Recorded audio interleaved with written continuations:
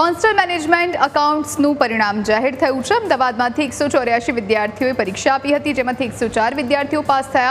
અમદાવાદ ચેપ્ટરનું પરિણામ 56.52% આવ્યું, જ્યારે વેસ્ટર્ન રિજિયનનું પરિણામ 55.97% આવ્યું છે।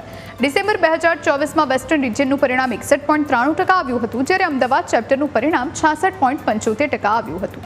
ડિસેમ્બર કરતાં જૂનના પરિણામમાં ઘટાડો દેખાયો। વેસ્ટર્ન રિજિયનનું પરિણામ 5.96% ઘટ્યું છે, જ્યારે અમદાવાદ ચેપ્ટરના પરિણામમાં 10.23%નો ઘટાડો દેખાયો।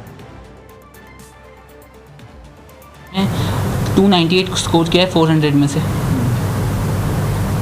क्या प्लानिंग है, किस तरीके से पढ़ाई करते थे? मीन्स पहले से मैं लेक्चर तो जल्दी देख लेता था, क्योंकि बहुत रिवीजन करना था आगे जाके, तो इसलिए मैंने लेक्चर तो पहले से कंप्लीट करके कैसे भी 2 से 3 बार रिवाइज कर लिया था।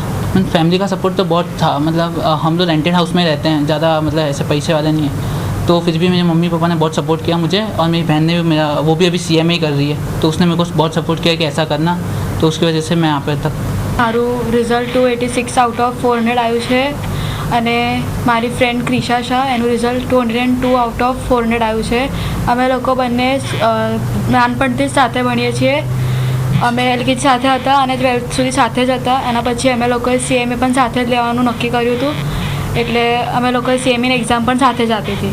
Institute of cost accountants of India દ્વારા CMA ફાઉન્ડેશનની એક્ઝામ જે જૂન 2025માં લેવાઈ હતી, એના રિઝલ્ટ સાથે જાહેર કરવામાં આવે છે, જેમાંથી અમદાવાદમાંથી 184 વિદ્યાર્થીઓએ પરીક્ષા આપી હતી, જેમાંથી 104 જણ પાસ થયા છે, એટલે 56.52% રિઝલ્ટ આવ્યું છે, જે અમારા વેસ્ટર્ન રિજિયનની કમ્પેરિઝનમાં 1% વધારે છે।